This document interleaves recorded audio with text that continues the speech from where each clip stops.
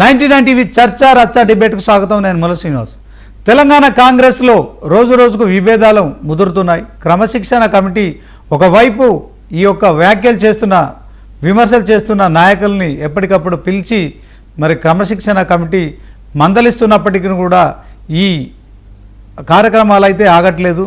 So మొత్తానికి మల్లు రవి నేతృత్వంలో కొనసాగుతున్న విచారణ విషయంలో ఎవరిపై ఇంతవరకు మరి కఠిన చర్యలు తీసుకోకపోవడంతో కాంగ్రెస్లో ప్రజాస్వామ్యం ఎక్కువ, స్వేచ్ఛ ఎక్కువ అని నాయకులు ఎవరిష్టం వచ్చినట్టు వారు మాట్లాడుతున్న పరిస్థితిని మనం చూస్తున్నాం. సో ఇదే అంశంలో ఈరోజు మనం చర్చించబోతున్నాం. దీంట్లో మనతో పాల్గొంటున్నారు నామని మహేష్ గారు, BJP spokesperson, doctor Shivakumar Lal Congress leader, Rammurthy BRS leader, doctor Tatikayala Jayaram రాజకీయ విశ్లేషకులు. ఒకసారి డాక్టర్ తాటికాయల జయరాంతో మొదలు పెడదాం. జయరాం గారు, చెప్పండి. కాంగ్రెస్కు అంటే తెలంగాణ సీఎం రేవంత్ రెడ్డికి, పార్టీకి, ప్రభుత్వానికి ఇంటా బయట మరి ఇటు ప్రతిపక్షాల నుంచి అలాగే పార్టీలో సొంత వ్యక్తుల నుంచి కూడా వస్తున్న విమర్శలు కావచ్చు. సో రేవంత్కు కొంత పెద్ద తలనొప్పిగా మారినట్టు స్పష్టంగా కనిపిస్తోంది. అసలు కాంగ్రెస్ పార్టీ 10 సంవత్సరాల తర్వాత అధికారంలోకి వచ్చిన తర్వాత ఇప్పుడు 3 ఏళ్ల పాలన పూర్తి చేసుకుంటూ పోబోతోంది. ఇదే సందర్భంలో నాయకులు ఇలా మాట్లాడడాన్ని మనం పార్టీలో ప్రజాస్వామ్యం ఎక్కువ అనుకోవచ్చు, కానీ ఈ స్వేచ్ఛ మితిమీరిపోతుంది. దాంతో పార్టీకి, ప్రభుత్వానికి, సీఎం రేవంత్ కూడా మరి కొంత ఇబ్బందులు తలెత్తే పరిస్థితి ఉంది. ఈ అంశాన్ని మనం ఎట్లా చూడొచ్చు అంటారు, మీరేం చెప్తారు?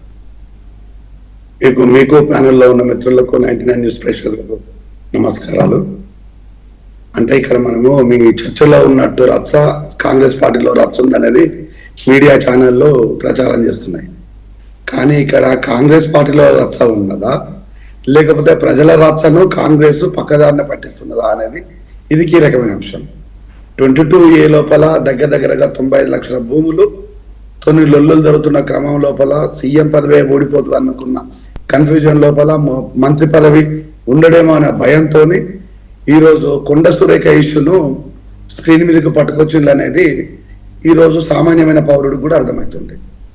నిజంగా కనుక ఇంత పెద్ద ఇష్యూ జరుగుతూ ఉంటే 35 లక్షల ఎకరాలంటే కొన్ని లక్షల కోట్ల ప్రాపర్టీని ఈరోజు ఎవరికి దారాదత్తం చేస్తున్నారు, ఏం చేయబోతున్నారు, ప్రభుత్వం పైన ఎలాంటివి ఉంది, ప్రభుత్వం పైన ఎట్లాంటి అపవాదం ఉంది, ప్రభుత్వానికి ఎంత నష్టం జరుగుతుందో కళ్ళ ముందు కనిపిస్తూ ఉంటే ఈరోజు కొండ సురేఖ కూతుర్ని సెంటర్ పాయింట్ చేసేసి ఈ అంశాన్ని అంతా పక్కదారిన పట్టించేసి అదే కీలకం అన్నట్టు ప్రజలకు ముందు చూపిస్తున్నారు. ఇది ఎంతవరకు ఎవరు నమ్ముతారు అంటే ఎవరు నమ్మరు. ఓన్లీ కాంగ్రెసే మేము నమ్మిస్తున్నాం కాబట్టి నమ్ముతారేమో అనే విధంగా ఉండదు. So is a preplanned scripted story లాగా కనిపిస్తుంది తప్ప ఈరోజు నిజంగా కొండ సురేఖ కూతురు పైన ఏమైనా చర్యలు ఉంటాయా, కొండ సురేఖ పైన ఏమైనా చర్యలు ఉంటాయా, లేదంటే రాజగోపాల్ రెడ్డి మీద ఏమైనా చర్యలు ఉంటాయా, ఇలా చెప్పుకుంటూ పోతే మనకు శ్రీనివాస్ రెడ్డి గారి పైన ఏమైనా చర్యలు ఉంటాయా అంటే ఎవరి మీద ఎలాంటి చర్యలు ఉండవు. ఎందుకు అంటే ఇది విషయం అది కాదు కాబట్టి. ఇలాంటి అన్ని కొండ సురేఖ ఇష్యూ కూతురు కానీ మొదలుకుంటే మిగతాది ఏదైనా సర్వసాధారణము టీ కప్లో తుఫాన్ లాంటిది కాంగ్రెస్ పార్టీ లోపల. మనం సహజంగా మాట్లాడేదంటే కాంగ్రెస్ లోపల డెమోక్రసీ ఎక్కువ, ఆ డెమోక్రసీతోనే అందరు ఇండివిజువల్గా ఉంటారు, ఇండివిజువల్గా వాళ్ళ ఫీలింగ్స్ని ఎక్స్ప్రెస్ చేయాలి, చేస్తారు అన్నది కాంగ్రెస్ నాయకులు చెప్తుంటారు. సో దానికి ఎక్కడ ఏం జరిగేది ఏం లేదు. ఇక్కడ ఏదైతే 95 లక్షల కోట్లు 95 లక్షల ఎకరాల భూములను కొల్లగొట్టేసి ఎవరి జేబు నింపాలే, ప్రజలకు ఈరోజు జవాబుదారితనం లేదు కదా అనే దాని మీద ప్రభుత్వమే ఈరోజు చిన్నాభిన్నమైపోయే పరిస్థితిలో ఉంటే దాన్ని పక్కదోవ పట్టియడం కోసం, ప్రజల్ని అక్కడి నుంచి తప్పించడం కోసం ఆ డిస్కషన్స్ ఏది ఉండకుండా దీన్ని తీసుకొచ్చి పెట్టేశారు. నిజంగా ఈరోజు కొండ సురేఖ కూతురు మాట్లాడాల్సిన అవసరం ఏముందండి? ఆమె మాట్లాడే అంత టాపిక్ లేదు, డిస్కషన్ పెట్టాల్సినంత పాయింట్ కాదు. ఏదన్నా కొండ సురేఖ ఒకటే మాట చెప్పేస్తారు. టెక్నికల్గా కొండ సురేఖకు ఉన్న ప్రయారిటీ ఏంటంటే నా కూతురు మాట్లాడే భాషకు నాకు సంబంధం ఏంటంటారు. It's real. తన కూతురు ఒకవేళ కొడుకు మాట్లాడేది, కూతురు మాట్లాడేది, అల్లుడు మాట్లాడే దాని మీద రెస్పాన్సిబిలిటీ ఉంటే చాలా మంది రాజకీయ నాయకులు ఎవరు రాజకీయాలలో ఉండకూడదు. ఈరోజు నిజంగా కొండ సురేఖ కూతురు మాత్రమే కాంగ్రెస్ పార్టీలో ఉండి మిగతా వాళ్ళు లేరా, మిగతా రాజకీయ నాయకులు లేరా అంటే ఈరోజు పెళ్ళము కౌన్సిలర్ అయితేనే మొగుడు ఈరోజు రుబాబుతనం ఉంటుంది, పెళ్ళం సర్పంచ్ అయితే మొగుడుది ఉంటుంది, పెళ్ళం మినిస్టర్ అయితే మొగుడుది ఆబాద్ నడుపుతుంటుంది. అలాంటిది కూతురు మాటలను ఈరోజు మీరు ఏ విధంగా ప్రొజెక్ట్ చేస్తారు, దాన్ని ఏ విధంగా ప్రజలను నమ్మాలంటారు? విషయం ఇది కాదు. కొల్లగొట్టిన భూములు ఎవరి జేబులో ఉన్నాయి, అవి ఎంతవరకు రికవర్ అయినాయి, దానికి శ్రీనివాసరెడ్డి రెస్పాన్సిబిలిటీ, రేవంత్ రెడ్డి రెస్పాన్సిబిలిటీ, వీరిద్దరి దందా రెస్పాన్సిబిలిటీ. ఈ దందాలు ప్రజల మీద దౌర్జన్యాలు ఎందుకున్నాయి? దీనిపైన ఈరోజు కాంగ్రెస్ గ్రాఫ్ నాశనం అవుతున్నది. కాంగ్రెస్ నాశనం చేయడం కోసం చేస్తున్నారా, లేదు అనుకుంటే కాంగ్రెస్ను కాపాడడం కోసం చేస్తున్నారా? నిజంగా అదే కనుక ఉన్నట్టు అయితే మీకు ఎందుకు ప్రజలు అప్లై చేయాలి? ఏ భూములు 22A ఉన్నాయో అవన్నీ రిలీజ్ చేయొచ్చు కదా. మిమ్మల్ని నేను కంప్లీట్గా సర్వే నెంబర్ రిలీజ్ చేయమనట్లేదు. ఏ భూములు ఎవరి ఉన్నాయో ఇండివిజువల్ ప్రాపర్టీని మీరు రిలీజ్ చేయొచ్చు కదా. అంటే రేవంత్ రెడ్డి ఇల్లు ఉంటేనేమో మీకు నొప్పి, ప్రజల ఇల్లుంటే ఏం అవసరం లేదా? 30, 40 and 70 30, 70 లేదా 40, 60 కమిషన్లేనా? ఈరోజు బహిరంగంగా ప్రజలు అమ్మ నా బూతులు తిడుతున్నారు ప్రభుత్వాన్ని, నా పాలకుల్ని. దానికి ఆన్సర్ చెప్పే దమ్ము లేదు. దాన్ని డైవర్ట్ చేయడం కోసము కొండ సురేఖ కూతురుతో మాట్లాడించారు అనేది ప్రజలు అంటున్నారు. ఈరోజు నష్టపోయిన వాళ్ళు అంటున్నారు. దానికి ఈరోజు కాంగ్రెస్ ప్రభుత్వ అధినేతలు ఆన్సర్ చేయాలి. ఓకే, జయరాం గారు, వాస్తవానికి మీరు 95 లక్షల ఎకరాల భూములను 22Aలో పెట్టారని అంటున్నారు కదా. వాస్తవానికి నిజంగా అన్ని లక్షల ఎకరాలు ఉందా మీ దగ్గర? ఈ బాధితులు ఎవరన్నా ఉన్నారా? మీకు కేవలం అంటే ఆరోపణలు మాత్రమే చేస్తున్నావా? మీ దగ్గర ఏమైనా ఆరోపణలు ఉన్నాయి? మనకు మన భూమి విస్తీర్ణం, తెలంగాణ భూ విస్తీర్ణం ఎంత అంటే 2,76,95,000 భూ విస్తీర్ణము ఎంటైర్ మన తెలంగాణ విస్తీర్ణము. అందులో 22 లక్షల ఎకరాలు వచ్చేసి సాగు భూములు ఉన్నాయి. ప్రధానంగా సాగు భూములు 22 లక్షల ఎకరాలు ఉన్నాయి.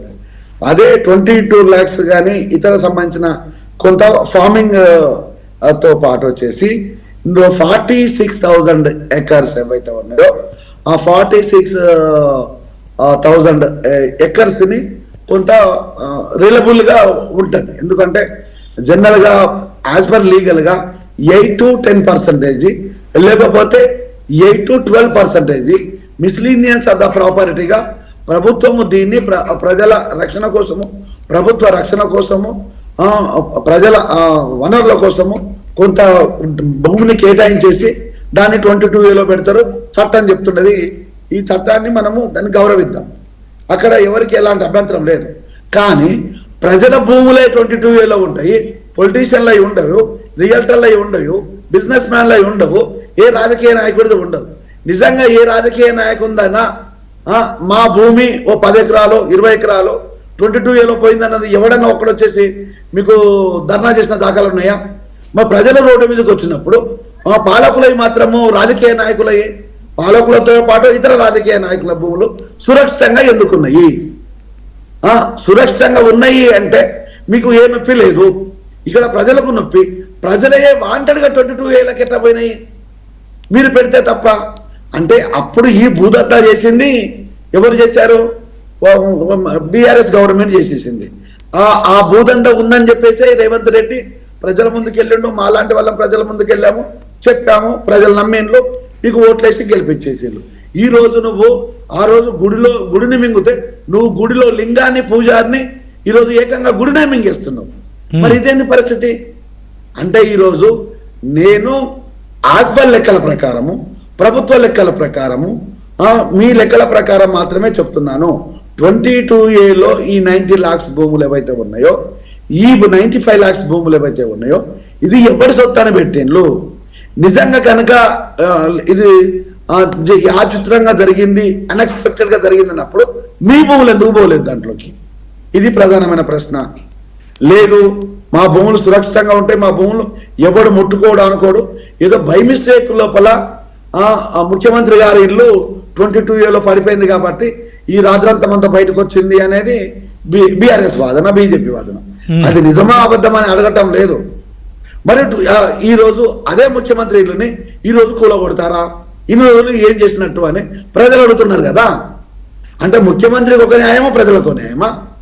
అంటే రాజకీయ నాయకుడు ఎవడున్నా కూడా వానికి మీరు రక్షిస్తారు, రైట్, సామాన్యుడు ఎలా ఉన్నా కూడా వాళ్ళని భక్షిస్తారు ఓకే అనేది ఎగ్జాంపుల్ కదా. ఓకే, ఈ రోజు ఓకే. మీరు ఈ 95 లక్షల ఎకరాల భూములను 22A పెట్టడం లోపల ఏది కోసము ఈ రోజు కాంగ్రెస్ ప్రభుత్వానికి మరగ కాదు, బురద కాదు, ఏకంగా ఊబిలో దిగిపోయిందన్న విషయాన్ని ఈరోజు కాంగ్రెస్ ప్రభుత్వము గౌరవ పెద్దలు గమనించాలి. ఈరోజు కాంగ్రెస్ కనుక ఇది చొరవ తీసుకొని పరిష్కారం జరగకపోతే రానున్న రోజుల లోపల ఇదే బురదలో కాంగ్రెస్ ప్రభుత్వం పడుతుంది. ఇంకొక 20-30 ఏళ్ళ దాకా కూడా ఇక్కడ ప్రభుత్వం అనేది రాదు అనేది నేను హెచ్చరిస్తున్నాను, గౌరవంగా విన్నవిస్తున్నాను. ఓకే జయరామ్ గారు. మహేష్ గారు, బీజేపీ పార్టీ 22A భూముల విషయంలో ఆ నిషేధిత జాబితాలో వెళ్ళింది అనే విషయంలో ఏలేటి మహేశ్వర్ రెడ్డి, ఈటెల రాజేందర్, తర్వాత కిషన్ రెడ్డి వీళ్ళంతా కూడా మాట్లాడుతున్నారు. వాస్తవానికి ఆ ఇంపాక్ట్ ఉందంటారా, కేవలం ఇది రాజకీయ విమర్శగానే చూస్తున్నారా, దీన్ని ఏ కోణంలో చూస్తున్నారు, నిజంగా మీరేం చెప్తారు?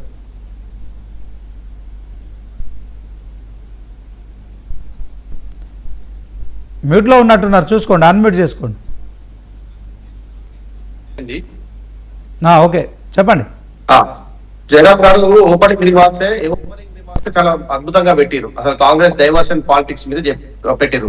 అయితే 30 ఏళ్ళుగా కాంగ్రెస్ పార్టీ 30 డైవర్షన్ చేస్తారు. ప్రజా సమస్యలు వచ్చినప్పుడల్లా ఏదో ఒక విషయాన్ని డైవర్ట్ చేయాలి. కాంగ్రెస్ చేయగలిగినప్పుడల్లా ఆకులు పట్టుకునే ప్రయత్నం కాంగ్రెస్ చేస్తుందనే వాస్తవం. గతంలో మనం చూసుకుంటూ వచ్చినాం, కాళేశ్వరం రైతులకు నీళ్లు లేవని చెప్తే ఇక్కడ పట్టుకొచ్చి హైడ్రా పేరు కొన్ని ఊరగొడుతుంది. ఎందుకంటే హైడ్రా మీద పోవాలి డైవర్షన్స్.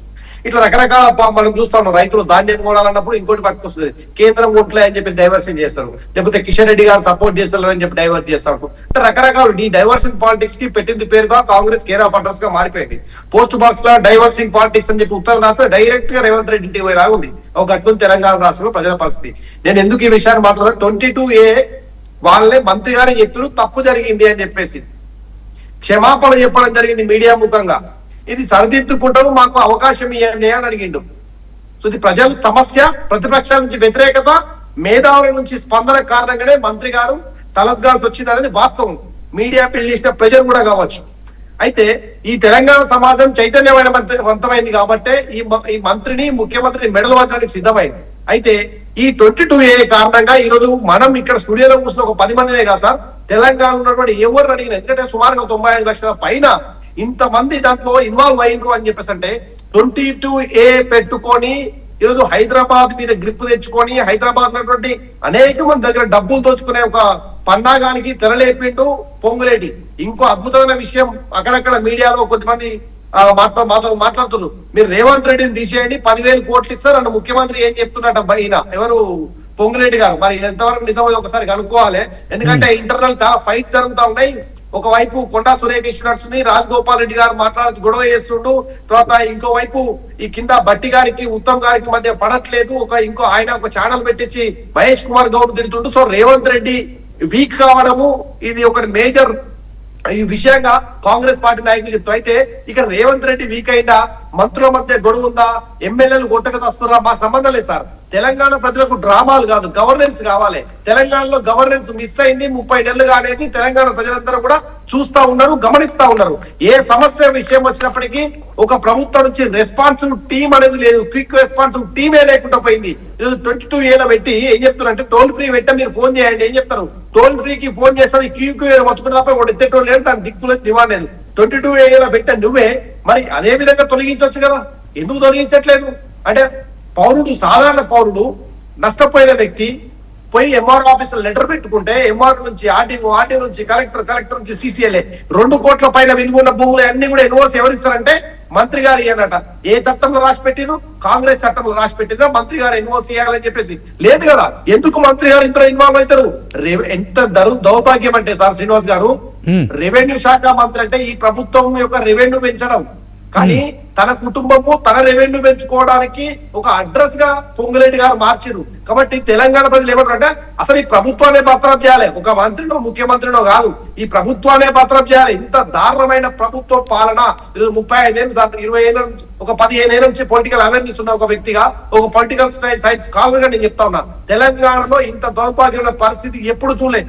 తెలంగాణ ఉద్యమ సమయంలో కూడా ఏదైతే సోషల్ వెల్ఫేర్ స్కీమ్స్ అన్ని పబ్లిక్ అందుబాటులోకి వచ్చినాయి. సమస్య ఉంటే ప్రభుత్వం అడ్రస్ చేసింది. ఎంత ఉన్నప్పటికీ కూడా ఉద్యోగ నోటిఫికేషన్స్ వచ్చినాయి, రిక్రూట్మెంట్ జరిగినాయి. వీళ్ళు ఏం చేసిరని వచ్చినప్పటి నుంచి డైవర్షన్ పాలిటిక్స్ తప్ప ఇంకొకటి చేయలేదు. అయితే కాంగ్రెస్ పార్టీ కొట్టుకున్నా తిట్టుకున్నా మాకు సంబంధం లేదు. కానీ కాంగ్రెస్ పార్టీ ఈ రాష్ట్రంలో ప్రభుత్వంలో ఉంది, అధికారం ఉంది. కాబట్టి మీరు ప్రభుత్వ పాలన మీద ఫోకస్ పెట్టకుండా మీ ఇంటర్నల్ ఫైట్స్ మీద ఫోకస్ పెడుతున్నారు. Major issue sir. రెండోది, ఈ రోజు 22A లో మా కిషన్ రెడ్డి గారు కూడా మాట్లాడడం జరిగింది. బీజేపీ ఫోర్ ఫ్రంట్ లో ఉండి ఫైట్ చేస్తా ఉంది. ఈ రోజు ఒక్క మల్కాజ్గిరిలోనే 70,000 కంప్లైంట్ రైజ్ అయినాయి సార్. 22A లో పడ్డాయి అని చెప్పేసి ఒక్క మల్కాజ్గిరి డిస్ట్రిక్ట్ లోనే. ఇట్లా అయితే తెలంగాణ మొత్తంగా ఈరోజు 95 లక్షలు అంటే సార్ మనకు తెలుసు. ఈ తెలంగాణ లోపల మనం గతంలోనే మహేష్ గారు ఇప్పుడు మల్కాజ్గిరిలో ఈ 70,000 కంప్లైంట్సా, ఈ 70 ఏంటిది అది? 70,000 కంప్లైంట్స్ వచ్చినాయి అని చెప్పేసి అధికారం నుంచి ఇచ్చిన తర్వాతనే మల్కాజిగిరిని 4th వరకు మొత్తం క్లియర్ చేయాలని చెప్పేసి మంత్రి గారు ఫస్ట్ ఇచ్చిన స్టేట్మెంట్. ఫస్ట్ 757 అప్లికేషన్లు వచ్చినాయి దరఖాస్తులు వాటి మీద అని చెప్పి మా మంత్రి గారు చెప్పారు కదా మొన్న. మంత్రి గారు 2 తారీఖు నాడు ఇచ్చినటువంటి స్టేట్మెంట్ ఒకసారి నేను ఆయన షేర్ మీకు సార్ ఇన్ బ్రేక్ టైమ్ లో 70,640 అప్లికేషన్స్ వచ్చినాయి ఒక మల్కాజ్గిరిలోనే. కాబట్టి వీటిని ఇమీడియట్లీ రెక్టిఫై చేసి అడ్రస్ చేయండి అని చెప్పేసి మంత్రి గారే చెప్పడం జరిగింది. ఇది మంత్రి గారి ప్రెస్ కాన్ఫరెన్స్ పెట్టి చెప్పడం జరిగింది. ఆ తర్వాత నాకు 4th వరకు మీరు డేట్ ఇస్తున్నా, 4th వరకు మొత్తం క్లియర్ చేయాలని చెప్పేసి ఆయన స్టేట్మెంట్ తర్వాత నేను మాట్లాడుతున్నా. మరి మంత్రి గారికి సమాచారం తప్పు ఉంటే నా సమాచారం కూడా తప్పైతే sir. Sir 70 applications 700 applications 70,000 applications పక్క పెడదాం. ఎందుకు సాధారణ రైతు సాధారణ ప్రజలు బాధపడాలి, ఎందుకు దీనికి ఇబ్బంది పడాలి అనేది మా క్వశ్చన్ సార్. ఈరోజు టెక్నికల్ ఇష్యూస్ అధికారుల తప్పు అని చెప్పిండు. ఏ అధికారి తప్పు చేసిండో అధికారి పైన యాక్షన్ తీసుకున్నావా, షోకాస్ నోటీస్ ఇచ్చినావా, సస్పెన్షన్ చేసినావా? చేయలే. సో పోనీ మంత్రి గారికి తెలియకుండా చేస్తే అదనే లేదు. మంత్రి గారే పెట్టుమనడు అని చెప్పేసి అంటే మంత్రి డెఫినెట్ గా రిజైన్ చేయాల్సిందే. ఇది సాధారణ ప్రజలు అడుగుతున్నారు సార్. ఎందుకు 62 రూపాయలు 72 రూపాయలు పెట్టి మీ సేవలు అప్లై చేయాలి ఒక అప్లికేషన్ పేరు మీద? ఎందుకు అప్లై చేయాలి? వాళ్ళ ప్రూవ్ ఎందుకు? 80 ఏళ్ళుగా ఓనర్షిప్ ఉన్నటువంటి వ్యక్తి పోయి ఎట్లా ప్రూవ్ చేసుకోవాలి? శ్రావణవాసం భూములు అమ్ముకొని ప్లాట్లు అమ్ముకొని కూతుర్ల పెళ్లిళ్ళు చేద్దాం అనుకున్న వాళ్ళంతా కూడా నోట్లే మట్టి కొట్టారు. చాలా మంది బాధపడుతున్నారు. శాతాలు ఒక ఆయన చెప్తూ బాధపడుతుంది సార్. 5 రూపాయల చొప్పున వడ్డీకి అప్పు తీసుకుపోయి కూతురు పెళ్లి చేస్తుండ్రు రేపు. అంటే అంత దారుణమైన పరిస్థితికి ఈ ప్రభుత్వం తీసుకొచ్చింది సార్. తప్పకుండా ఈ ప్రభుత్వానికి ప్రజల ఉసురు దాక్తుంది. ఆ ఉసురులో కొట్టుకుపోతుంది ఈ ప్రభుత్వం. ఈ ప్రభుత్వాన్ని బర్తరఫ్ చేయాల్సినటువంటి సమయం ఆసన్నమైంది. తెలంగాణ ప్రజలంతా కూడా ఈ కాంగ్రెస్ తీసి అవతల పడేయాలని చూస్తారు సార్. అంత దారుణమైన పరిస్థితి. నేను అందుకే చెప్తున్నా సార్, భారతీయ జనతా పార్టీగా పూర్తి స్థాయిలో లీగల్ టీం, మా బీజేపీ లీగల్ టీము నేను కిషన్ రెడ్డి గారు, రామచంద్రరావు గారు చెప్పడం జరిగింది. జిల్లాలో అన్ని జిల్లాలో యాక్టివ్ గా ఉంది. ఫ్రీ ఆఫ్ కాస్ట్ లో మేము లీగలైజ్ చేస్తా ఉన్నాం సార్. తెలంగాణ ప్రజలందరికీ కూడా ఈ ప్రభుత్వంతో పోరాడుతూనే ఈ యొక్క రైతులకు నష్టపోయిన బాధితులకు అండగా ఉంటూ వాళ్ళ ఫ్రీ లీగల్ ఎయిడ్ మేము సర్వీస్ కు ప్రొవైడ్ చేస్తున్నాం సార్. ఓకే మహేష్ గారు, సో ఒక మల్కాజ్గిరిలో 70,000 అప్లికేషన్స్ నిజంగా ఇది చాలా మరి సంచలనంగా మనం చూడొచ్చు. సో ఒకసారి మరి బీఆర్ఎస్ పార్టీ నాయకులు రామ్మూర్తి గారు ఉన్నారు, ఆయనతో కూడా మాట్లాడదాం. రామ్మూర్తి గారు నమస్కారం. నమస్తే.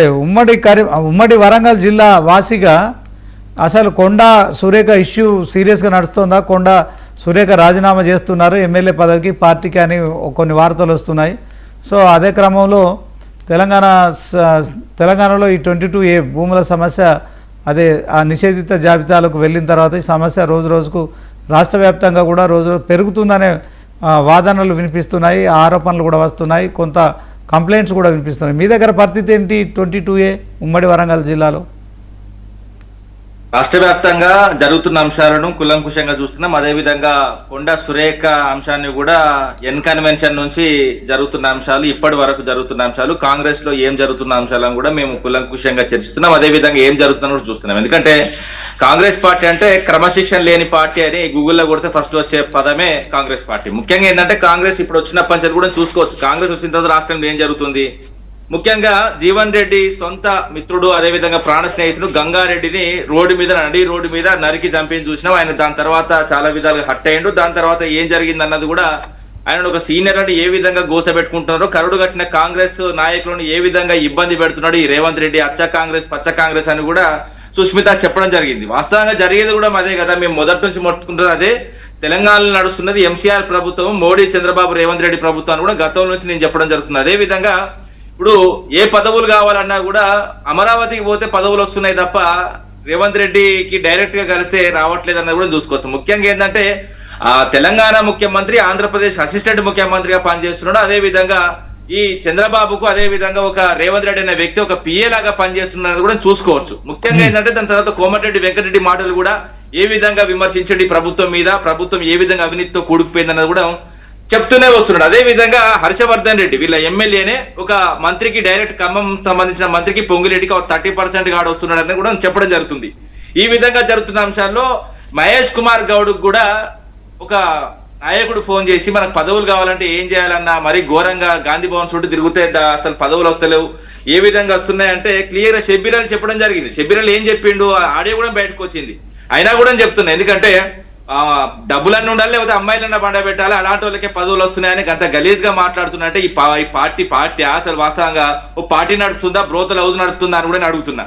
అదే విధంగా షబ్బీర్ అలీ మాటలు ఆ విధంగా ఉన్నా, అదే విధంగా పార్టీ మారిన వాళ్ళ మాటలు ఈ విధంగా ఉన్నా, అసలు ఇంకోటి ఏంటంటే వాళ్ళ ఉన్న ఎమ్మెల్యేలు కూడా మేము కట్నాలు కానుకలకు దినాలకు తద్దినాలకు తప్ప దేనికి పనికొస్తలేము, అసలు మా కాన్స్టిట్యూన్సీ డెవలప్మెంట్ పండిపట్లేదని కూడా బహిర్గతంగానే మాట్లాడుతున్న విషయాలు చూసాం. అదే విధంగా 22A విషయంలో కూడా ప్రభుత్వమే ఒప్పుకున్నది తప్పు జరిగిందని లెప్పలేసుకొని దాన్ని మొత్తం ఏదో వెనకకి తీసుకొచ్చిన ప్రయత్నం చేస్తున్న కుట్రలు కూడా చూసాం. ఎందుకంటే ఒక టోల్ ఫ్రీ నంబర్ పెట్టి రేవంత్ రెడ్డి అన్నదమ్ములు దోచుకోవడానికి ఏ విధంగా నడుస్తున్నారని కూడా నేను కులంకుశంగా చెప్పడానికి ప్రయత్నం చేశాను. ఎందుకంటే రాష్ట్రం వచ్చినప్పటి ఎన్ కన్వెన్షన్ దాదాపు ఆడగూడెం బ్లాక్ మెయిల్ చేసి ఒక 200-300 కోట్లు నాగార్జున అడిగితే నాగార్జున ఇవ్వలేదు. దాని తర్వాత దాన్ని కోర్టు కేసు ఉన్నా కూడా 2015లో కోర్టు కేసు ఉంటే మేము ముట్టుకోలేదు, ఎందుకంటే కోర్టును ధిక్కర కేసు అయింది కాబట్టి మేము ముట్టుకోలేదు. ఈ ప్రభుత్వం వచ్చిన తర్వాత బ్లాక్ మెయిల్, అదే విధంగా కోర్టుల మీద కానీ పోలీస్ స్టేషన్ల మీద కానీ అదే విధంగా దేని మీద కానీ నమ్మకం లేని వ్యక్తి కాబట్టి 46 రోజులు జైలుకు వేసిన వ్యక్తి, అదే విధంగా 89 కేసులు క్రిమినల్ కేసుల వ్యక్తికి చట్టం అంటే విలువ ఉండదు, న్యాయ వ్యవస్థ అంటే విలువ ఉండదు కాబట్టి ఇక బ్లాక్ మెయిల్ కు దిగింది. ఎందుకంటే బ్లాక్ మెయిల్ చేసుకుంటా వచ్చిన ముఖ్యమంత్రి కాబట్టి ఆయనకు తెలుసు. ఎందుకంటే ఒక్కొక్క బ్లాక్ మెయిల్ కేసు ఈయన మీద వచ్చిన కేసులు చూస్తే ఆ కేసులు మొత్తం నేను పూర్వపరాలు చదివిన. ఒక్కొక్క డాక్యుమెంట్లు 2 డాక్యుమెంట్లు పుట్టించి 3 డాక్యుమెంట్లు పుట్టించి బ్లాక్ మెయిల్ చేసి అన్నదమ్ముల మధ్యలో ఫ్రెండ్స్ మధ్యలో చిచ్చులు పుట్టించి భయభ్రాంతులకు గురి చేసి వాళ్ళని ఆగమాగం చేసి వచ్చిన ముఖ్యమంత్రి కాబట్టి ఏదైనా ఏ ముఖ్యమంత్రి ఏ విధంగా వచ్చిండో ఒక నేరస్తుని పరిపాలన ఏ విధంగా ఉంటుంది, ఒక మంచివారి పరిపాలనకి తేడా ఎట్లుంటుందని స్పష్టంగా కనబడుతున్నది. ముఖ్యంగా ఏంటంటే ఎన్కన్వెన్షన్ అయిపోయింది. ఎన్కన్వెన్షన్ బ్లాక్ మెయిల్ చేసి ఆయన దగ్గర నుంచి డబ్బులు లాగిళ్ళు. అదే విధంగా సెంట్రల్ యూనివర్సిటీ భూములు కూడా 400 ఎకరాలు లాక్కొని ప్రయత్నం చేస్తే కూడా రాష్ట్రంతో పాటు దేశవ్యాప్తంగా ఆందోళన వచ్చిన తర్వాత వాస్తవంగా కొన్ని మూసుకొని కూర్చున్నారు. దాని తర్వాత హిల్ట్ భూములు, హైదరాబాద్ సంబంధించిన అంశాలే చెప్తా. హిల్ట్ భూములు కూడా ఎన్ని ఎకరాలు కూడా దాదాపు 1000 ఎకరాలు కూడా దంచుకుందాం, దాదాపు 20-30 వేల ఎకరాల్లో కూడా దంచుకుందామని ప్రయత్నం చేసిండు. దాని తర్వాత మను భూములు, ఉర్దూ యూనివర్సిటీ భూములు, దాని తర్వాత హైడ్రా పేరిట, మూసీ పేరిట, ఇవన్నీ ప్రభుత్వ భూములని నేను మళ్ళీ కూడా చెప్తున్నా. శ్రీనివాస్ గారు ఈ మన టీవీలో 99 టీవీలు చెప్తున్నా, ఏం చేస్తారంటే ఈ ప్రభుత్వ భూములన్నీ మేము గుంజుకున్నాము అని పెద్ద పెద్ద యాడ్స్ చేస్తారు, పేపర్లు వేస్తారు. అదే విధంగా హైదరాబాద్ లో హోర్డింగ్స్ కూడా పడితే చూసుకోండి, ఇన్ని ఎకరాలు గుంజుకున్నది మా ప్రభుత్వం రేవంత్ రెడ్డి వచ్చిన తర్వాత, ఇన్ని చెరువులను గుంజుకున్నదని మొత్తం చేసి దాని తర్వాత తెర వెనక ఏమైతే కూడా చెప్తా. 1,00,000 ఎకరాలు ఇంటూ మీరు లెక్క పెట్టుకోండి. హైదరాబాద్ లో ప్రైమ్ ఏరియాలో 100 నుంచి 200 కోట్లకు ఎక్కడ కూడా ఎకరం తక్కువ లేదు. వాటి 100 కోట్లు వేసుకోండి, 200 కోట్ల దాకా పోతున్నాను, 100 కోట్లు వేసుకుందాం. నిన్న 268 కోట్లు అమ్ముడు పోయింది, కానీ నేను 100 కోట్లు చెప్తున్నా. 100 కోట్లు ఇంటూ 1,00,000 ఎకరాల భూములు దగ్గర చేసి ఆ భూములను నేను మళ్ళీ కూడా చెప్తున్నా, ఆ భూములను TGIIC ద్వారా కానీ లేకపోతే HMDA ద్వారా కానీ మొత్తం టెండర్లు పిలిచి మొత్తం అమ్ముతారు. అమ్మిన దాంట్లో కూడా రేవంత్ రెడ్డికి సంబంధించిన బినామీ కంపెనీలు ఎంటర్ అవుతాయి. నేను చెప్తున్నాగా, మొన్న ఒక కంపెనీ తీసుకొచ్చి 1,00,000 రూపాయల పెట్టుబడి ఉన్న కంపెనీకి దాదాపు 200 కోట్ల ఆస్తులు ఇచ్చి ఈ విధంగా మొత్తం భూములను దగ్గర చేసుకొని నేను చెప్తున్నా, మళ్ళీ కూడా చెప్తున్నా, రాష్ట్ర ప్రజలు అర్థం చేసుకోవాలి. లంకెల బిందెల కోసం వచ్చిన ముఖ్యమంత్రికి లంకెల బిందెలు దొరికినాయి. లంకెల బిందెలు అంటే దొరికేది ఏంటంటే భూమే. మళ్ళా చెప్తున్నా, విలువైన భూమి, తెలంగాణలో విలువైన భూమి లంకెల బిందెలుగా దోచుకోనికి ప్రయత్నం చేస్తున్నాడు. ఎందుకంటే ఈ 1,00,000 ఎకరాలు గుంజుకొని మొత్తం కంప్లీట్ గా వాటి వేలం ద్వారా చేజిక్కించుకునే ప్రయత్నం చేస్తున్నాడు. కానీ ఈ కుట్రలను ఆది నుంచి మేము అడ్డుకుంటూనే ఉన్నాం. ముఖ్యంగా ఎందుకంటే మీరు కూడా అడగచ్చు, గతంలో మీరు కూడా అడగలేదంటే మీ మమ్మీని 9.5 సంవత్సరాల్లో 9.5 సంవత్సరాల్లో, ఒక నిమిషం ఆగండి శ్రీనివాస్ గారు, 9.5 సంవత్సరాల్లో 195 ఎకరాలు అమ్మినాం. అది కూడా కరోనా వచ్చిన తర్వాత కొంచెం ఆర్థిక పరిస్థితి అతలాకుతలం అయితే దాన్ని సర్దిదిద్దడానికి మళ్ళీ కూడా చెప్తున్నా, 9.5 సంవత్సరంలో 195 ఎకరాలు మాత్రమే. ఇప్పుడు ఈ ప్రభుత్వం వచ్చిన తర్వాత 31 నెలల్లో 20,000 ఎకరాలను అమ్మింది. అదే విధంగా ఇంకా 80,000 ఎకరాలను మొత్తం దగ్గరికి తీసుకొచ్చి ప్రయత్నం చేస్తుంది. 1,00,000 ఎకరాలు అమ్ముకొని జేబులు నింపుకొనికి 5 ఏళ్ళు 5 అన్నదమ్ములు బాగుపడికి ప్రయత్నం చేస్తున్నారు. అదే విధంగా 22A తీసుకొచ్చి 22 దేనికి పెడతారండి? 22A నేను చెప్తున్నా 1908లో ఇది వచ్చింది ఈ చట్టం. వాస్తవంగా చెప్పండి, ప్రభుత్వ భూములను ఫ్రీ చేయనికి, అదే విధంగా దేవాదాయ భూములను ఫ్రీ చేయనికి, అదే విధంగా వక్స్ భూములను ఫ్రీ చేయనికి, అదే విధంగా సీలింగ్ భూములను ఫ్రీ చేయనికి, అదే విధంగా కోర్టులో కొట్లాడుతున్నాయి. ఎందుకంటే ఇద్దరి మధ్యలో ఉన్న భూములు కూడా ఎవడు కొనద్దు ఎవడు అనద్దు అన్నప్పుడు 22A అప్లై అవుతుంది. కానీ ఈ ప్రైవేట్ భూములకు 22A పెట్టిన ఎవరివి?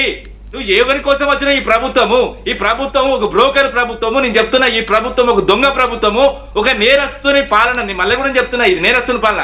ఎందుకంటే 46 రోజులు జైలు పోయినప్పుడు రేవంత్ రెడ్డికి 1776 నంబర్ ఇచ్చిలండి. నేను చెప్తున్నా, ఖైదీ నంబర్ 1776 పాలన నడుస్తున్నా అంతే తప్ప కానీ రాష్ట్రంలో ఒక మంచి పరిపాలన, తెలంగాణ సౌభాగ్యం కోసం కానీ, తెలంగాణ మంచి కోసం కానీ, తెలంగాణ ఏదైతే ఆడపడుచుల వాస్తవంగా ఆరోగ్యం కోసం కానీ, ఇతర అంశాల కోసం కానీ, సంక్షేమం కోసం కానీ రాలేదు.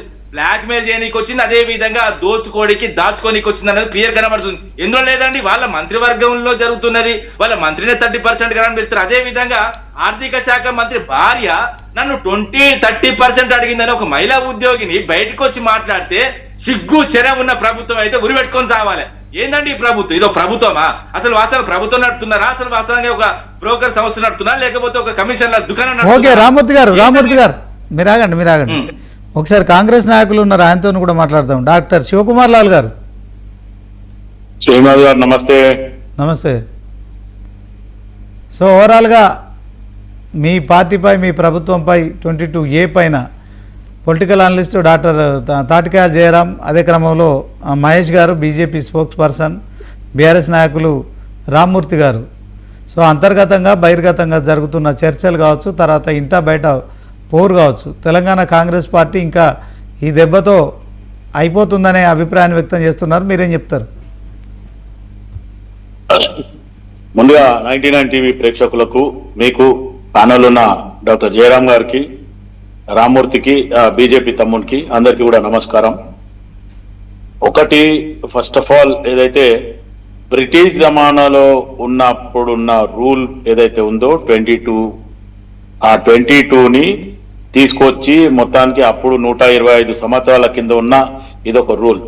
దాని తర్వాత ఇది కాలక్రమేణా అంటే 2 డెకేడ్స్ ఒక లొల్లి జరిగిన తర్వాత 1995లో ఈ 22ని అబాలిష్ చేద్దామనే రకంగా ఒక ఆలోచన వస్తే కోనేరు రంగారావు గారిది ఒక కమిషన్ ఏర్పాటు చేయడం జరిగింది.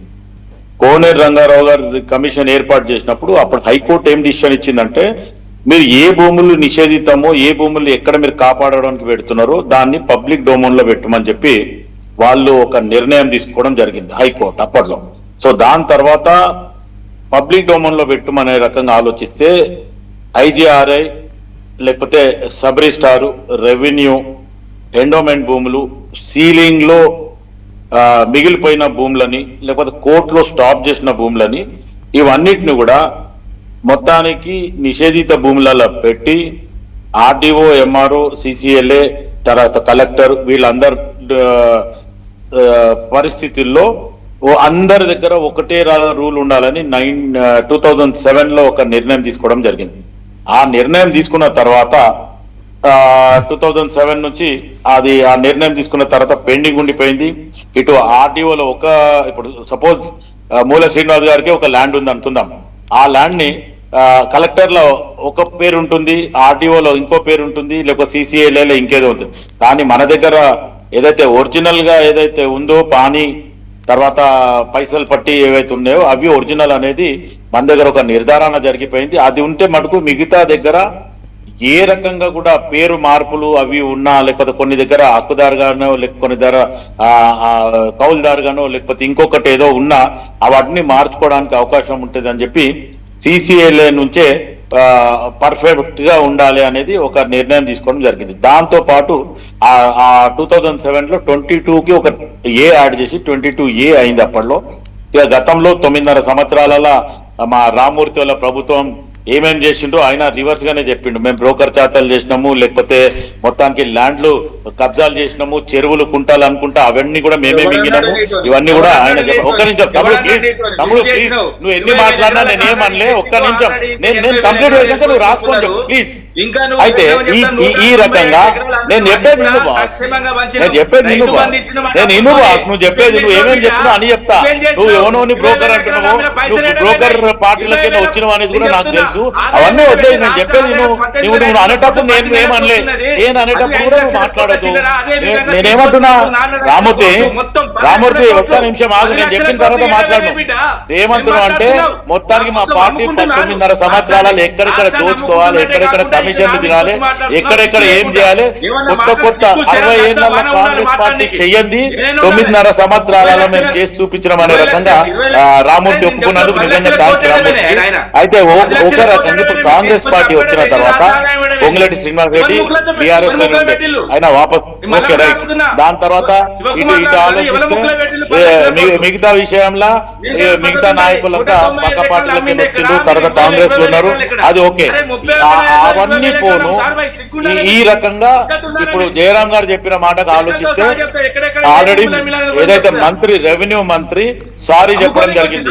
ఏమని కొన్ని తప్పులు జరిగినాయి, దానికి యాజ్ ఏ రెవెన్యూ మంత్రిగా నేను అధికారులు చేసి వాళ్ళని సస్పెండ్ చేస్తా అన్నాడు. ప్రజలకు నిజంగా కూడా హాని జరగొద్దని నేను కూడా కోరుకుంటున్నా. జయరాం గారితో నేను ఏకీభవిస్తున్నాను. ఈ తర్వాత ఆలోచిస్తే ఇంకొక పరిస్థితికి వచ్చేసి ఏమంటే కొండా సురేఖ టాపిక్, కొండా సురేఖ సబ్జెక్ట్ వస్తే సుష్మిత వచ్చి కొండా సురేఖకు కొండా మురళికి కూతురు. దానికి కాంగ్రెస్ పార్టీకి ఆమెకు ఏ రకంగా సంబంధం లేదు. అయితే మొత్తానికి బీఆర్ఎస్ నాయకులు ఇవన్నీ ఏదో భూతత్వంలో చెప్తా అంటే అది సరిపోదు. కాకపోతే సుష్మిత ఎవరైతే ఉందో రామూర్తి ఒక్క నిమిషం ఆగు, రామూర్తి ఒక్క నిమిషం ఆగు, నీ టైం అయిపోయింది తెలుసు. నువ్వు ఏం మాట్లాడినావు నాకు అన్ని తెలుసు. నేను మాట్లాడితే నువ్వు నోరు మూసుకోవాలి అంతే, వేరే మాట్లాడద్దు. ఎందుకంటే నువ్వు నోరు కంట్రోల్ లో పెట్టి మాట్లాడాలా. నువ్వు కంట్రోల్ లేకపోతే మాకు కూడా కంట్రోల్ ఉండదు. జరసేపు ఒక్క నిమిషం ఆగు. ఇప్పటిదాకా నువ్వు మాట్లాడేటప్పుడు నేను డిస్టర్బ్ చేసినా, నువ్వు డిస్టర్బ్ చేయాల్సిన అవసరం లేదు. నువ్వు ఒక్కసారి పీసీఆర్ ఆయన మైక్ కట్ చేయండి, పీసీఆర్ ఆయన మైక్ కట్ చేయండి అంతే, ఇంకా వేరే మాట లేదు.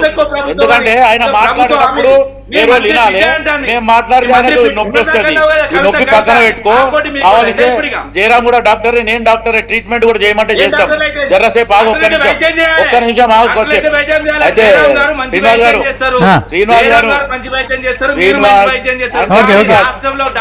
రామూర్తి గారు ఒకసారి ఆగండి. రామూర్తి గారు ఆగండి.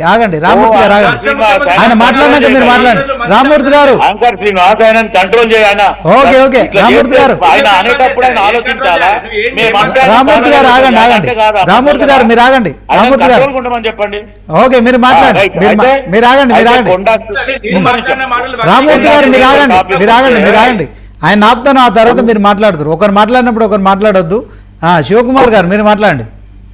కొండా సురేఖ గారు టాపిక్ వస్తే, కొండా సురేఖ కూతురు ఎవరైతే సుష్మా ఉందో ఆమె సుష్మా పటేల్ లేకపోతే సుష్మా తర్వాత ఏమంటారు సుష్మిత పటేల్ పద్మశాలి ఏదో ఆమె ఇష్టం. ఆమె ఒక దగ్గరనేమో నేను పద్మశాలి బిడ్డని అంటుంది, ఒక దగ్గరనేమో నేను సుష్మా పటేల్ అంటుంది. సుష్మా పటేల్ అంటే మళ్ళా మునూరు కాపు పోతుంది. ఇటు పద్మశాలి బిడ్డని అన్నప్పుడు తల్లేమో పద్మశాలి, తండ్రేమో మునూరు కాపు అని చెప్పి కూడా ఆమె వివరణ ఇచ్చింది. సరే ఓకే, అది ఆమె సొంత నిర్ణయం. కానీ ఆమె కాంగ్రెస్ పార్టీలో ఒక మెంబర్షిప్ లేదు. ఆమె వ్యక్తిగతంగా ఎక్కడన్నా నిలబడాలనుకుంటే ఇండిపెండెంట్ గా నిలబడతా అంటుంది కాబట్టి నిలబడొచ్చు. ఆమెకు స్వేచ్ఛ ఉంది, వాళ్ళ అమ్మ నాయన సంపాదించిన డబ్బు ఉంది, ఓకే అగ్రీడ్. కాకపోతే ఈ రోజు పచ్చ కాంగ్రెస్ ఒరిజినల్ కాంగ్రెస్ లేకపోతే పచ్చ కాంగ్రెస్ అంటుంది కాబట్టి కొన్ని విషయాలు జరిగినాయి కాబట్టి సరే దానికి as a senior Congress leader, Congress party అధికార ప్రతినిధిగా నేను ఒప్పుకుంటా. ఎందుకంటే నేను కూడా 44 సంవత్సరాల నుంచి నేను పార్టీలో ఉన్నా. నేను పార్టీలో ఒక సముచిత స్థానం దొరకలేదు. ఆయన చాలా ఇంపార్టెంట్ టాపిక్ మాట్లాడుతున్నారు. మీరు మాట్లాడియండి, నన్ను మాట్లాడియండి. మీ క్వశ్చన్స్ ఏమని అడగండి. ఓకే. అయితే ఈ రకంగా ఆలోచిస్తే సుష్మా ఎవరైతే అమ్మాయి ఉందో ఆమె మొత్తానికి ఇండిపెండెంట్ గా నిలబడొచ్చు. ఆమెకు రేపు రాబోయే ఎలక్షన్లు ఎవరైనా ప్రత్యర్థి నిలబడితే ఆయన గురించి ఇప్పుడు మాట్లాడిన ఓకే, వ్యాఖ్యలు శివకుమార్ గారు అయితే- కొండా సుష్మిత పటేల్ సరే, ఆమె తండ్రి మీరు అన్నట్టు ఆ సామాజిక వర్గాలే కావచ్చు, కానీ ఇప్పుడు బిడ్డ మాట్లాడిన దానికి తల్లిని బాధ్యులు చేసే కార్యక్రమం ఎందుకు చేస్తున్నారు? 18 మంది ఎమ్మెల్యేలు మీరు అంతా పోయి సిఎల్పిలో కొండా సురేఖను టార్గెట్ చేస్తూ సుష్మిత వ్యాఖ్యలపై ఆమె క్లియర్గా చెప్పింది. ఆమె నా కూతురు అయితే ఆమె వ్యాఖ్యలు ఆమె వ్యక్తిగతం అని చెప్పింది. ఇప్పుడు కోమటిరెడ్డి రాజగోపాల్ రెడ్డి మాట్లాడిన దానికి కోమటిరెడ్డి వెంకటరెడ్డిని మీరు బాధ్యుల్ని చేస్తారా? ఇక్కడ బీసీలకో న్యాయం, అక్కడ రెడ్డిలకో న్యాయం ఉంటుందా? ఈ అంశంలో ఏం చెప్తారు? అయితే వెంకటరెడ్డి రాజగోపాల్ రెడ్డి ఇద్దరు అన్నదమ్ములు, అవును, రైట్? అక్కడ అది ఇద్దరు అన్నదమ్ములు ఉన్నప్పుడు నువ్వు నేను అన్నదమ్ములు అనుకుంటే నా ఇష్టం నేనంట, నీ ఇష్టం నువ్వు అంటూ అది వేరుమాట. కానీ తల్లి బిడ్డ కానీ తండ్రి బిడ్డ కానీ వేరు అనడానికి అవకాశం లేదు. ఒకవేళ పార్టీలా నిజంగా కూడా రేవంత్ రెడ్డి కొండా సురేఖ కానీ కొండా మురళికి ఏమైనా హామీ ఇచ్చి చేయకపోతే సుష్మిత మాట్లాడకుండా కొండా మురళి కానీ కొండా సురేఖ గారిని మాట్లాడవచ్చు. ఎందుకంటే వాళ్ళు ఇప్పుడు స్టాండర్డ్ గా వాళ్ళు మాట్లాడితే పార్టీలో కార్యకర్త కూడా కాదు, ఆమెకు సభ్యత్వం లేదు. ఆమె వ్యాఖ్యలంతా సీరియస్ గా తీసుకొని 18 మంది ఎమ్మెల్యేలు సిఎల్పిలో మీడియాతో మాట్లాడుతూ అవును అవును అయితే నేను ఏమంటున్నంటే కొండా సురేఖ గాని కొండా మురళి గారు గాని మాట్లాడాలి. ఎందుకంటే ఆమె ఆల్రెడీ బీఆర్ఎస్ పోయింది, తర్వాత వైసీపీ పోయింది, మళ్ళా కాంగ్రెస్ లో గర్వాపసీలు వచ్చింది, అక్కడ పదవి ఎంజాయ్ చేసింది, ఇక్కడ కూడా చేసింది. సరే అది పక్కన పెడదాం. కొండా సురేఖ గాని కొండా మురళి గాని వాళ్ళిద్దరూ రేవంత్ రెడ్డి చేసిన దానికి వాళ్ళు మాట్లాడాలి తప్ప, ఒకవేళ సుష్మిత మాట్లాడాలనుకుంటే కొండా సురేఖ గారి బర్త్డే కాంగ్రెస్ బ్యానర్ వెనకాల పెట్టి మాట్లాడాల్సిన అవసరం లేదు. ఇండిపెండెంట్ గా ఒక ఆర్గనైజేషన్ బ్యానర్. ఓకే శివకుమార్ గారు, నేను ఇంకొక ప్రశ్న అడుగుతున్నా మిమ్మల్ని. ఇంకో ప్రశ్న కోమటిరెడ్డి రాజగోపాల్ రెడ్డికి ఒక న్యాయం, చిన్నారెడ్డికి ఒక న్యాయం, తర్వాత అనిరుద్ రెడ్డికి ఇంకో న్యాయం. సో ఇలా అంటే రెడ్డిలకు ఒక న్యాయం, బీసీలకు ఒక న్యాయం ఎందుకు అని చెప్పి ఇప్పుడు సోషల్ మీడియాలో మీ పార్టీ మీద, మీ ముఖ్యమంత్రి మీద, మీ ప్రభుత్వం పైన విమర్శలు వస్తున్నాయి. దీన్ని ఎట్లా చూస్తారు? నా ఉద్దేశం ప్రకారం అయితే న్యాయం అనేది ఒకటే. అటు జయరాం కు చెప్పినా, రామ్మూర్తికి చెప్పినా, ఇంకా బీజేపీ తమ్మునికి చెప్పినా, నీకు చెప్పినా, నాకు చెప్పినా, న్యాయం ఎక్కడ పోయినా న్యాయం ఒకటే. దాని మీద ఎవరైనా సరే ప్రశ్నించవచ్చు. సోషల్ మీడియాలో చెప్పే దాంట్లో వాస్తవం ఉంటే దానికి కూడా నేను అంగీకరిస్తా. ఎందుకంటే న్యాయం అనేది ఒక్కటే ఉండాలా.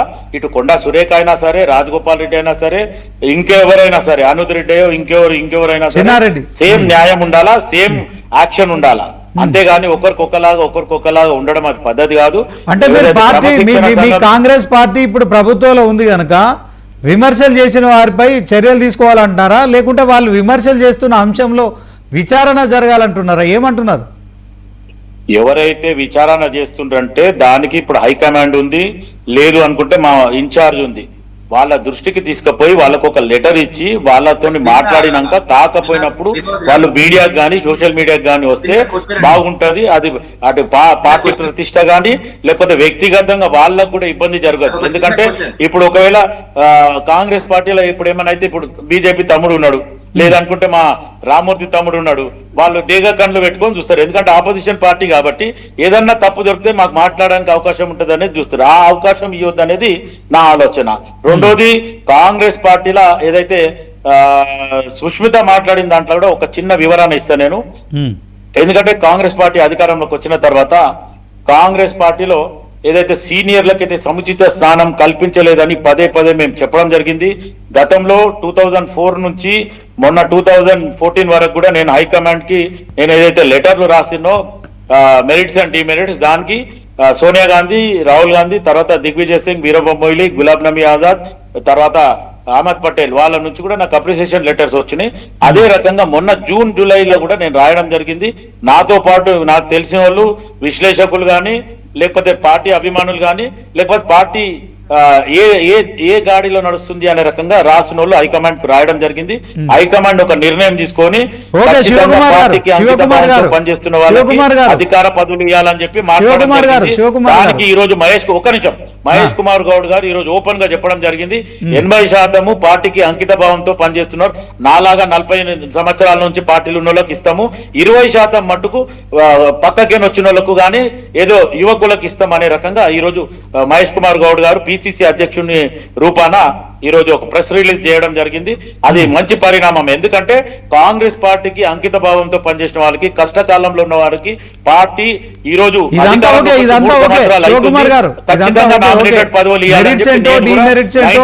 ద్వారా కోరుకుంటున్నాను.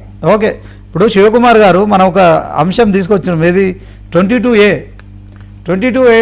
నిషేధిత భూముల జాబితాలో 95 లక్షల ఎకరాలని మీరు చేర్చారు, దాంతో ప్రజలు ఇబ్బంది పడుతున్నారని చెప్పి మనం స్టార్టింగ్ లో మాట్లాడుకున్నాం. దాని గురించి ఏం మాట్లాడుతున్నాం?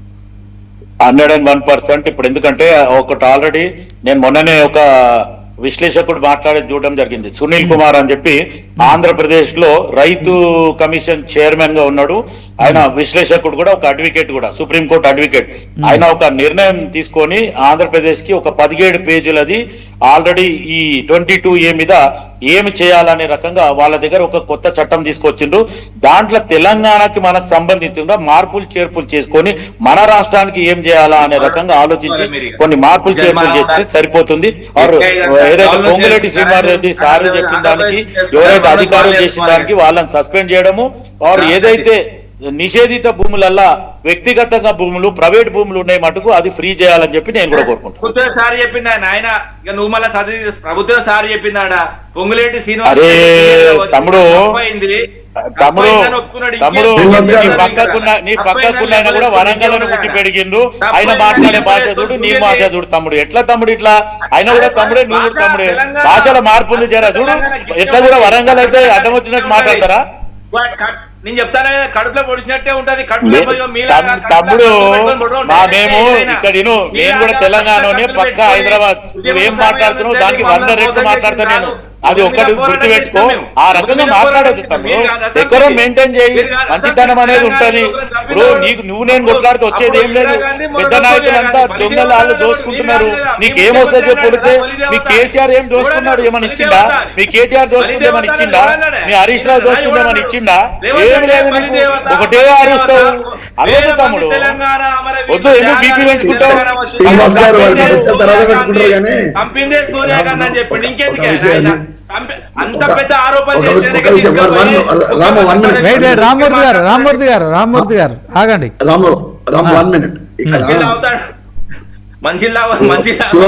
శివకుమార్ గారిని నేను నిజంగా మనస్ఫూర్తిగా అప్రిషియేట్ చేస్తున్నాను. ఎందుకంటే మా దగ్గర దొంగలు ఉన్నారు, మీరు జాగ్రత్త అని చెప్తున్నాడు. So happy with that. So ఇక్కడ ఒకసారి అధికారంలోకి రాగానే కాంగ్రెస్ పార్టీని హస్తాన్ని సైకిల్ వచ్చి తొక్కుతూ పోతున్నది. జనరల్ గా సైకిల్ కంట్రోల్ చేయాల్సిన హస్తము ఇక్కడ హస్తాన్నే సైకిల్ తొక్కుకుండా పోతుంది. ఇక్కడ కన్నీటి వెదతోనే కాంగ్రెస్ నాయకులు బాధల్లో ఉన్నారు. వాళ్ళకు నా ప్రగాఢ సానుభూతి. ఇప్పుడు శివకుమార్ లాల్ చేయి మీద కూడా సైకిల్ తొక్కుకుంటూ పోతుంది. శివకుమార్ గారు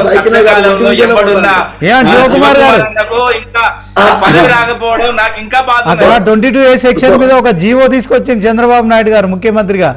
అక్కడ కోటి ఇక్కడ కోటి. నేనేం చెప్తున్నానంటే 22A మీరు నిజంగా దాన్ని పునరుద్ధరించాలి అంటే దాని లోపల తక్షణం మీరు చేయాల్సిన పని ఏంటి అంటే, ఒకటి కమిషన్ వేయండి. ఆ కమిషన్ లోపల చీఫ్ జస్టిస్, రిటైర్డ్ జడ్జెస్ గాని, లేకపోతే ఇతర సంబంధించిన కొంతమందిని సోషల్ యాక్టివిస్టులను ఎంటర్ చేసేసి ఎక్కడెక్కడైతే నష్టాలు జరుగుతున్నాయో వాళ్ళ ద్వారా చెయ్యండి. లేదు మేము ప్రజల దగ్గరికి పోము అన్నప్పుడు మీరు ఇంకొకటి కూడా ఉంటుంది, అఖిల పక్షాన్ని పిలవండి. అఖిల పక్షాన్ని పెట్టి సమస్యను ఎలా పరిష్కరించాలి, ఇది ఈ ప్రభుత్వం కాంది ఏ ప్రభుత్వం కూడా ఇలాంటి పనులు చేయకూడదు అనే దాన్ని ఒక స్టాండర్డ్ నిర్ణయాన్ని తీసుకోండి. తీసుకుంటే దాన్ని అన్ని ప్రభుత్వాలు దాన్ని చట్టంగా గౌరవించి తీసుకురావాల్సిందే, దాన్ని అనుసరించాల్సిందే. ఇక్కడ 22Aలో ఉన్న భూములను 22A ఉన్న చట్టానికి ఉండే గొప్పతనం ఏంటంటే అది భూతం కాదు, అది రక్షణ. 22A అనే చట్టము రక్షణ. ఎవరికి రక్షణ అంటే ప్రభుత్వ భూములకు, ప్రజల భూములకు రక్షణ. కానీ ఈరోజు ప్రభుత్వ భూములకు రక్షణకు ఉండాల్సిన 22A ప్రజల భూములను భక్షించే ప్రోగ్రామ్ ని పెట్టింది. దానికి ఎవరు తీసుకొచ్చారు? ఈరోజు అధికారులు పట్టుకొచ్చారా? రక్షకులే భక్షకులు అయినట్టు అంతే. అనమా ఇక అంత నీచానికి దిగజారు అన్నాను. కానీ మీ కాంగ్రెస్ లో ఉన్న అలీబాబా చాలీచోర్ ఉన్నారు, ఆ అలీబాబా చాలీచోర్ని కొంచెం కంట్రోల్ చేసుకోమని ప్రజలకు చెప్తున్నారు. కానీ అందరు లేరు జయరాం భాయ్, అందరు లేరు. అందరూ అనట్లేదు. మొత్తం కాంగ్రెస్ పార్టీ మొత్తం కాదు, కొంతమంది వేల మంది నాయకులలో ఒక 40 మంది దొంగలే ఉన్నారు. నేను వేల మంది నాయకుల గురించి మాట్లాడతలేను.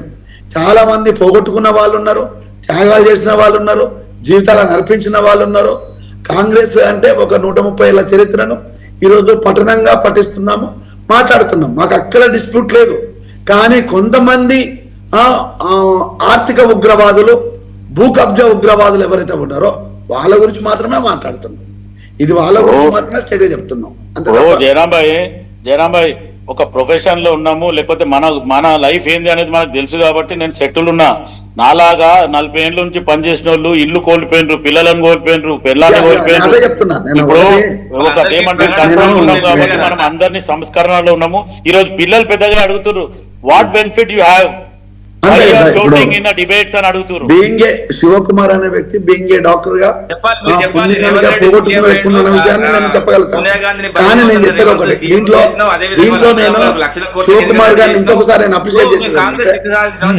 మనము తమ్ముడు 1 minute ప్లీజ్. శివకుమార్ గారిని ఇంకోసారి అప్రిషియేట్ చేసిందంటే, నాయకులు కొంతమంది నాయకులు దోపిడీకు ఈరోజు రాజ్యాన్ని బలి చేస్తున్నారు. జనరల్ గా రాజ్యం అనేది ఎవరినోవని బలి చేయాలి, కానీ రాజ్యం పేరు మీద నాయకులు కొంతమంది దొంగలుగా అవతరించేసి ఈరోజు ప్రజల సొమ్ములను ప్రజల్ని బలి చేస్తున్నారు. దాంట్లోపల మనం పావులుగా మారకూడదు అన్నారు. డెఫినెట్ గా ఇది అప్రిషియేట్ చేయాల్సిన విషయం. ఇది ఎవరికైనా ఇది వర్తిస్తుంటది. ఈ రోజు గత ప్రభుత్వం లోపల 9 అంటే ఇప్పుడు 40 మంది కానీ చేరుకున్నారు. అంటే ప్రమోషన్ వచ్చింది కదా. రేపు రానున్న ప్రభుత్వం ఏదైనా ఉంటే 100 చేరుతుందా, 200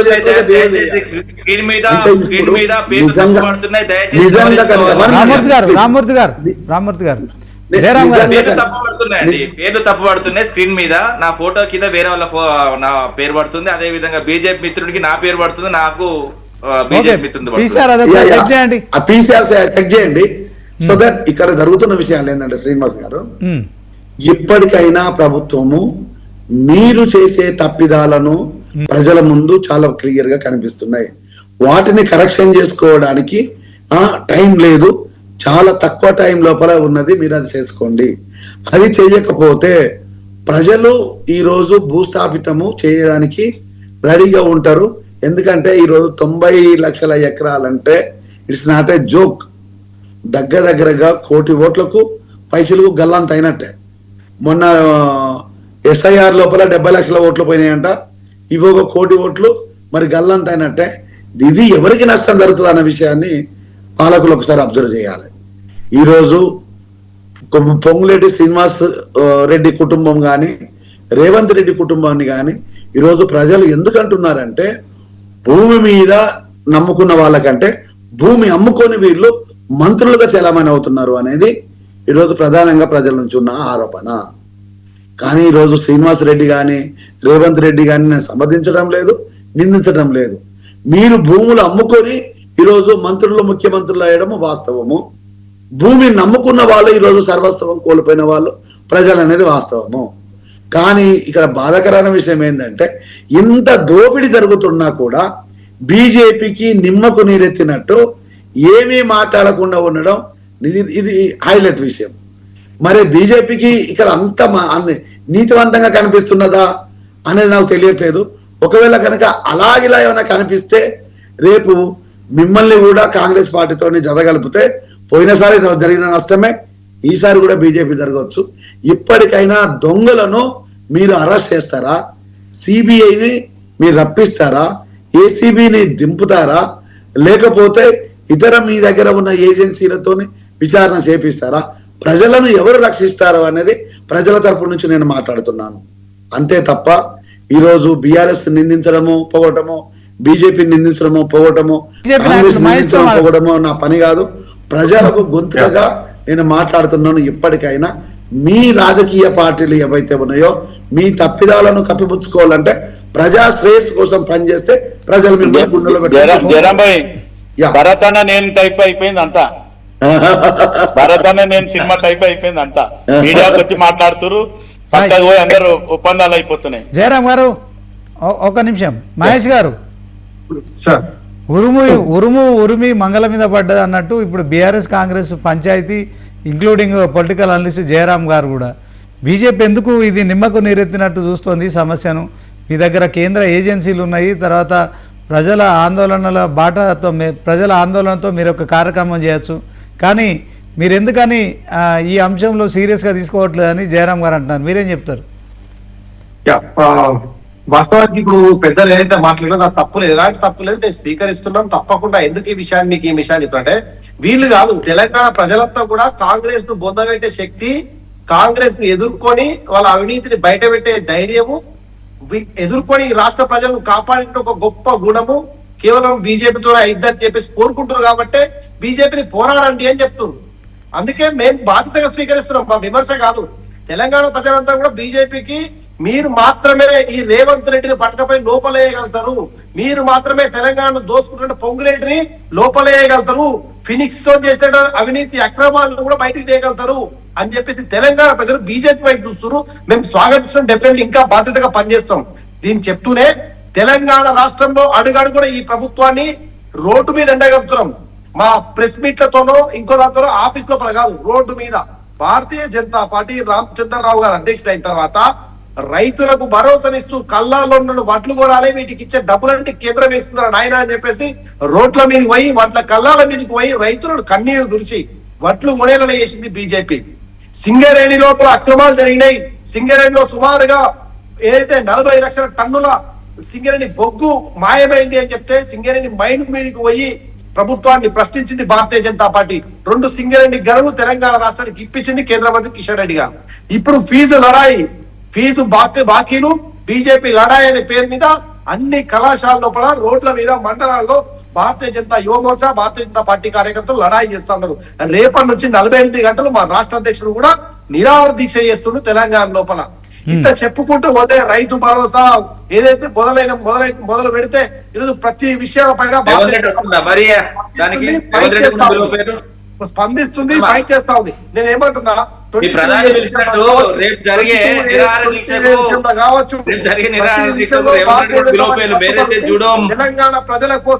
తెలంగాణ ప్రజల కోసము ఈ కాంగ్రెస్ ను బొందబెట్టడం కోసం భారతీయ జనతా పార్టీ బరాబర్ పనిచేస్తా ఉంది.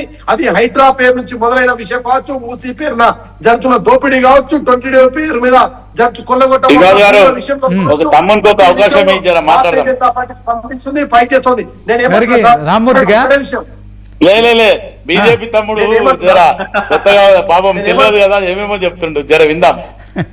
తమ్ముడు బీజేపీ తమ్ముడు ఫస్ట్ మీ 8 మంది ఎంపీలని 8 మంది ఎమ్మెల్యేలని సఖ్యతగా ఉండమని తమ్ముడు. ఇవన్నీ వద్దు, ఎందుకంటే పాపం కొత్తగా తెచ్చిపోతున్నావు. రామ్మూర్తి అడుగు, జయరామ్ అడుగు, 6-7 సంవత్సరాల నుంచి ఇదే లొల్లి మాది, ఏం అయ్యేది లేదు.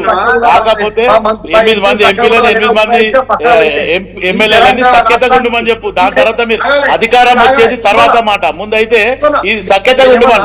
దేశం కోసం ధర్మం కోసం అన్న రాజాసింగ్ ని పక్కన పెట్టింది మీ పార్టీ. ఇంకేం చేస్తారు మీరు? ఏం చేయరు, మీతో అయ్యేది కాదు. బండి సంజయ్ పక్కన చెప్పి కిషన్ రెడ్డిని తీసుకొచ్చారు. ఇంకేం చేస్తారు మీరు? ఏం చేయరు, అవన్నీ అయ్యేది కాదు. చట్టుకున్నారు ఈ రాష్ట్రం నుంచి కృషి చేస్తున్నారు, కలిసి కట్టుకున్నారు, కలిసి కట్టుగా ఉండము కాబట్టి ఒక్క నిమిషం ఆగాలి. కలిసి కాబట్టి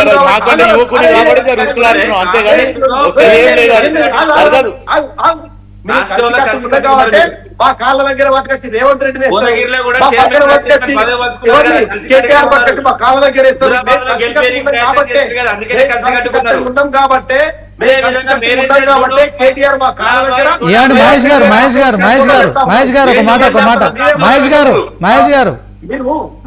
ఉపయోగపడే విషయం శివకుమార్ గారు ఏమన్నారు విన్నారా? శివకుమార్ గారు ఏమన్నారు విన్నారా?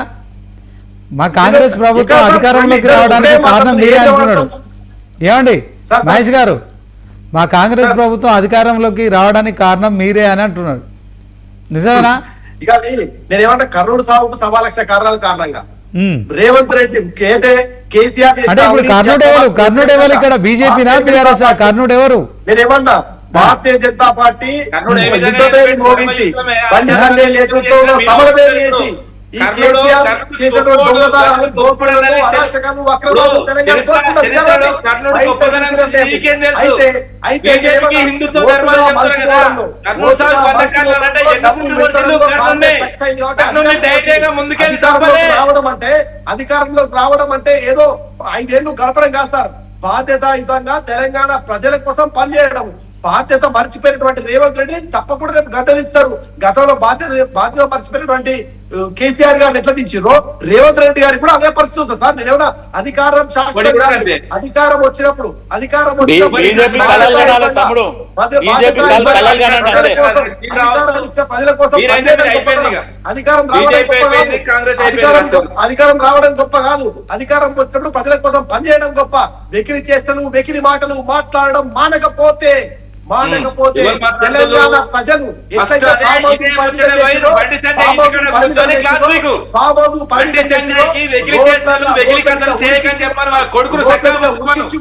ఏమండి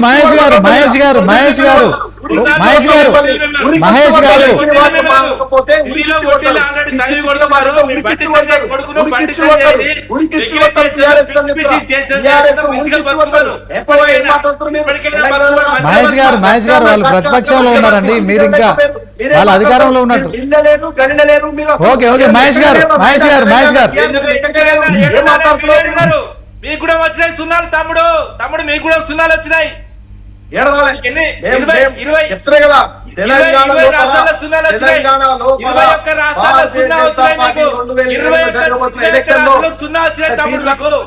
ఎందుకు 5,000 కోట్లు ఫీజు బకాయిలు పెట్టావు? ఎందుకు పాలన 10 ఏళ్ళు చేసింది కదా, 5,000 కోట్లు ఎందుకు బకాయిలు తెలంగాణ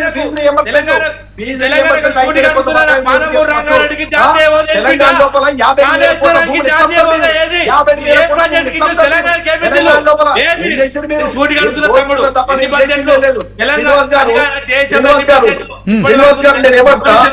శ్రీనివాస్ గారు మీరు మాట్లాడే బీజేపీ నాయకుల దేశంలో BJP right okay thank you time out Dharani బట్టి కలిసి దోపిడీ చేసి కాళేశ్వరంతో Namani Mahesh BJP spokesperson doctor Shivakumar Lal, Congress leader Rammurthy, TRS leader doctor Tatikayala Jayaram, రాజకీయ విశ్లేషకులు అందరికీ ధన్యవాదాలు. సో మొత్తానికి ఇది వాటి చర్చ రచ్చ డిబేట్. చూస్తూనే ఉండండి 99 టీవీ.